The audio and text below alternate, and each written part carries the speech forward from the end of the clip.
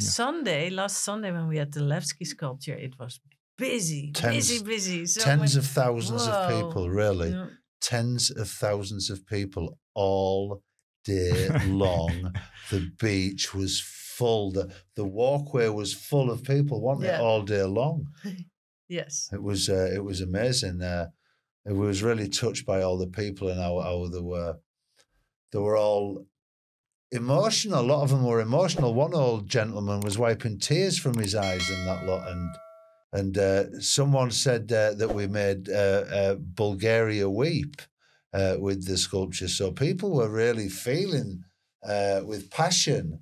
That sculpture went around Bulgaria like a wildfire. People, they spoke to us and they said, I came here especially for this sculpture. I had 20 minutes before I could park my car. It was so busy, but I wanted to come here and see this sculpture. Oh, wow. It was really something. I will add a picture, but for someone that didn't see it, but it was amazing. It was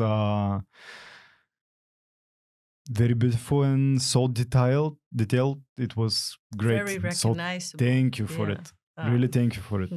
Big thank you for it. I really enjoyed making it, and it came out very easily. He wanted to appear, Levsky. It was some sculptures they take on their own life. Yeah, they come easy. And that one, as soon as the hair started appearing, it became. We knew that it was. We knew straight away that it was going to be something very special. We could feel it straight away. Yeah. As soon as I put the camera on it, it was just something else that was there, and I was like, here we go. Because sometimes we always try and make beautiful work.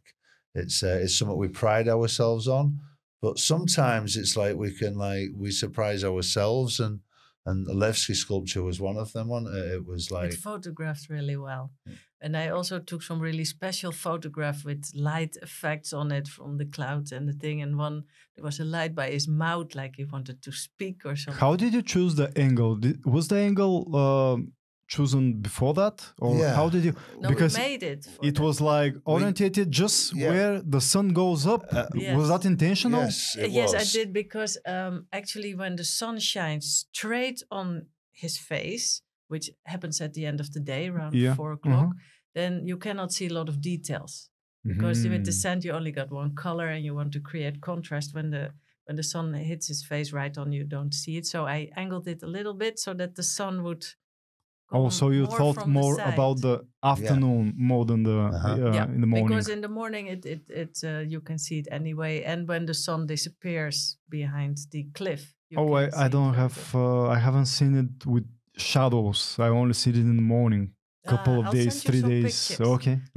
I got some really nice pictures of when the sun was just scraping over it, and it gave it a totally different. But that was some kind of different method, because it was not I don't know how to explain it. Flat graphic, it was like not 3D. Not 3D. It was more like it was graphic to appear more two-dimensional.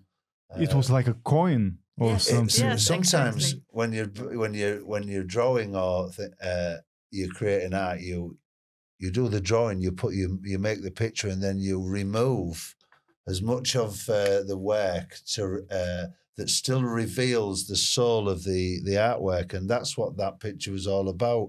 Remy changed the contrast of the picture so that it was just black and white. So it was just black and white. So you can get that special. The way you made the sculpture was so you can make the picture was manipulated first in the computer. I made it just black. But what really caught me were the eyes. The eyes, because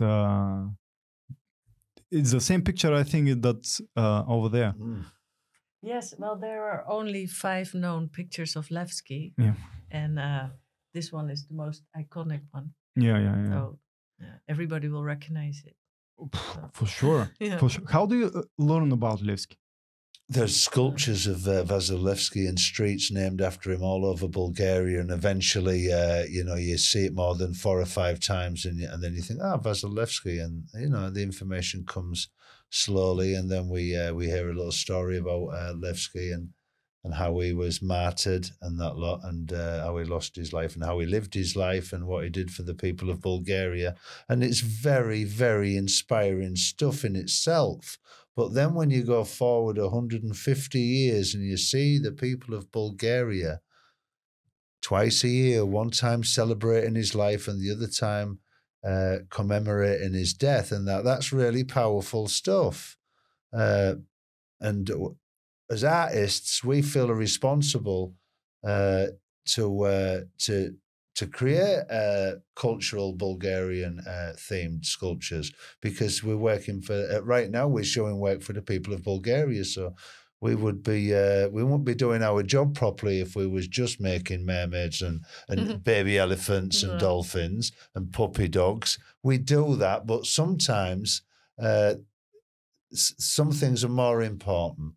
And 2 years ago, we created a Levski sculpture on the beach as well, and it was more three-dimensional, the face. And everybody recognized it, even young kids. And I was so surprised by that, because in Holland, we got our heroes, our sea heroes, and we know their names, Piet Hein and whatever, but I wouldn't recognize his face per se. But here, everybody's so educated about these heroes. And not for the maybe most part, but for Levski, it's different. Levski. It was like Levski. And then people were getting their tattoos out of Levski, they had T-shirts of Levski. A lot of people were wearing Levski, and in their heart, carrying him in their heart. Then we realized okay, this is not just a hero. This is a really special hero. But you also make it recognizable. If I did it, maybe they won't recognize it. Yeah, I mean, okay. Yeah. Wow. So, were you surprised? I mean, we'll make this historical figure, but this response was something else. It was bigger than we thought. Yeah, 10 times bigger than any reaction we've ever had on any other sculpture in Burgas. It was like I said, there was thousands of people came, and a lot of them came to see the sculpture because it had been on the TV. So today people came to see the Levski sculpture, but it lived till Thursday. It tells you that. And then Friday morning we came and the cats had taken it. So we turned the same file into the Penji and Panda sculpture. Yeah, Peugeot and Panda. Peugeot and Panda. Is there some emotional feeling destroying it so you can transform it into some other sculpture? Well, it would have been nice if Levski would have still been there, because people were still asking about it. From where is Levski from? He's under here. But it was also, it saved a lot of shoveling because the pile was already there. So it's I still had to work the pile, so it's still work. Yeah. But that's the whole thing about some sculptures. They're like, so they're temporary. Especially on the beach, it's very vulnerable, really. Yeah. But the people have lots of respect for them, and the people don't touch them. Cats, they touch them. Cats and dogs. I was surprised when I was telling people. I was surprised that on the second day or even the third day, there was not even a step on the circle around it. It was like which almost holy ground. Yeah, it was amazing. It was not like this with what did you do before that? The hearts. Or even you can see that there were children's steps, but people posing with but around Levski, not even a step inside it, which caught my eye because not the same respect with everything else that you do. No, this was more respect. Yes. Yeah. This is a +1 point to believe in humanity in Bulgarians. For me.